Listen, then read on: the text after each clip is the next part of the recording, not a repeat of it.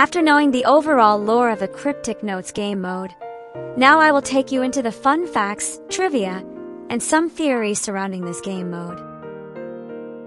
These trivial things may or may not tie into the main IDV lore, but I think it's quite interesting to look at. So yeah, I think you will find these interesting too. These trivia have been discussed through Discord and Reddit, and for that, I want to give huge credit to those people who shared their insights. And for further reference, you can always check them yourself for more detailed information. So, to start it off, did you know that some of the character names in the Cryptic Notes lore contain elements from many famous novelists? For example, the Winston's daughter's name, Jules, is also the name of a famous writer from the Victorian era, Jules Verne. Jules Verne was a prolific French author whose writings laid much of the foundation for modern science fiction. Works such as Around the World in 80 Days and Journey to the Center of the Earth are among his greatest masterpieces, and they are still remembered until today. The names of the two people who raided the manor also contain elements from famous writers. Patrick Doyle's name might even be inspired by Sir Arthur Conan Doyle, the writer in whose hands the character Sherlock Holmes was born. Colin Fleming also has the name Fleming in it, and it kinda reminds me of Ian Fleming, the creator of James Bond. Both Arthur Conan Doyle and Ian Fleming were famous novelists. And if we want to stretch this even further, the names Arthur, William, Isabella, and even Shane were also names of famous novelists. Now we're gonna move to a more obvious one. If I remember correctly, the devs blatantly said that the Cryptic Notes game mode would give us hints about the Elitist Manor tragedy. Correct me if I'm wrong, by the way, but we all know by this point that Winston Manor in this game mode is such a parallel to Elitist Manor in the main storyline, as if both are mirroring each other. And because of that, all the relevant characters and events in Winston Manor might actually give us important plot revelations about the Elitist Manor tragedy. First, both manors are raided by outsiders or bandits. While the bandits in the main story have yet to have their names revealed, in Cryptic Notes, they are identified as the Shane Gang. Arthur Winston, the manor's lord, seemingly mirrors Dennis DeRoss, the lord of Elitist Manor. Subsequently, Isabella might parallel Mistress DeRoss, while Jules parallels Alice. Among everyone here, only Jules has a different ending. Jules is confirmed to be dead in Cryptic Notes, while Alice in the main story survives the raid. Though both of them hide under the bed, Alice manages to survive, while Jules does not. Both Alice's parents also die during the raid, mirroring the story of Arthur Winston and Isabella. Since the Winstons are dead in the story, there is a speculation saying that every monster the player encounters during the gameplay is a representation of them, or perhaps their spirits. To this, I actually found an interesting Reddit thread that discussed this theory. The thread suggested that, based on their appearances, the monsters we encounter in the game have some similarities with the occupants of Elitist Manor. And since the Elitist Manor occupants resemble the Winstons from the story, this could imply that the monsters are actually the Winstons, as well as the DeRoss family. I put the link to that Reddit thread in case you want to check it further. I think it's not hard to see why this theory exists. Now, with the trivia covered, there are some things that I still have yet to understand about this overall Cryptic Notes story. This, in turn, gave birth to several theories about the Elitist Manor tragedy, as well as the character Alice DeRoss. First, in one of the notes, it is said that Arthur Winston burned some documents in a hurry right before the raid was about to happen. This indicates that Arthur was trying to conceal something from the bandits, or maybe even from the public. The question, however, is, what was it that Arthur tried so hard to conceal? Some of the recovered notes mention something about him being afraid of the eyes, while another one has some amount of pounds sterling written on it.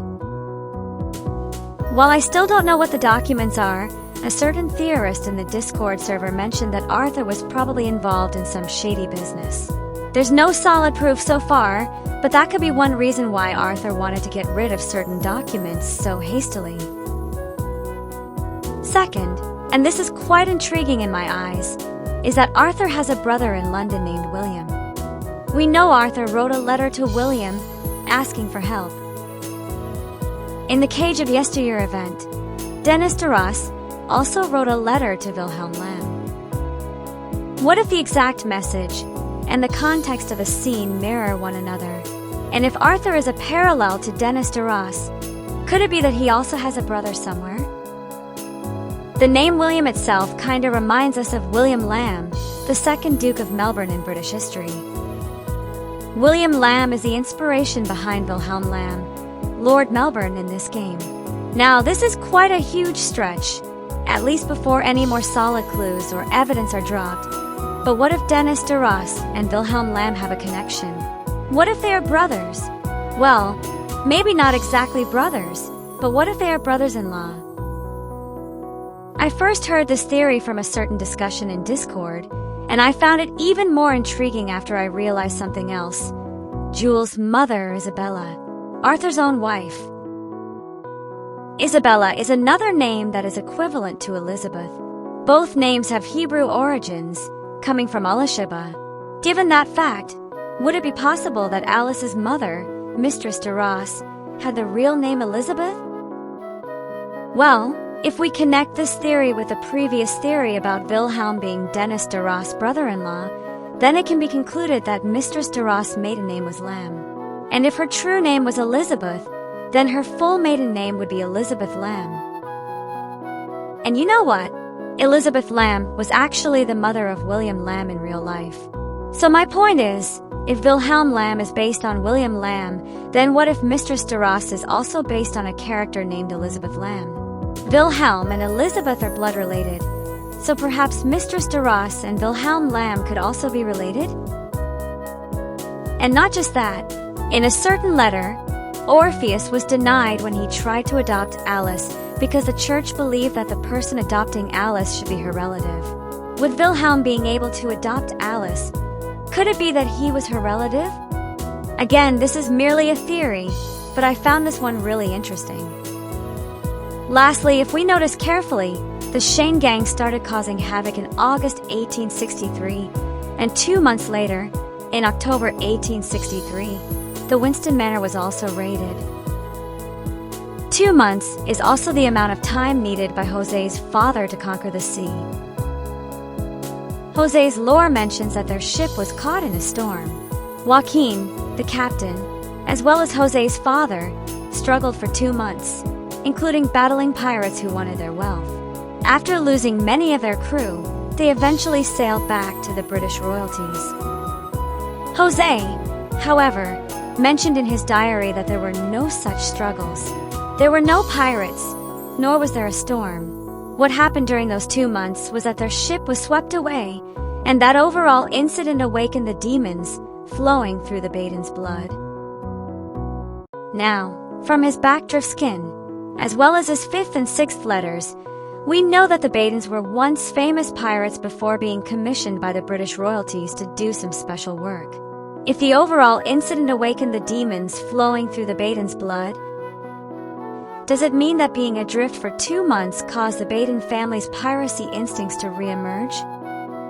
I first found this theory through someone named Siren Jose through his blog on Tumblr. In it, he also explained how, through the Season 19 Essence 1 PV, the ones raiding the manor might actually be Jose's gang.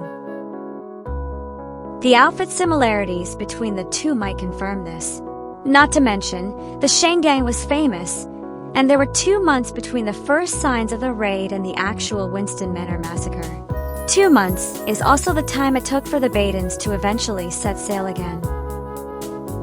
Maybe they needed to raid the manor because they got swept away and lost all their previous treasures, so they needed replacements. Only time will tell. Up until now, this is merely a theory, but what do you think about it? I kinda wanna know other perspectives as well, so feel free to share your opinion too. That's all from me for today. Thanks for sticking with me, and have a good day.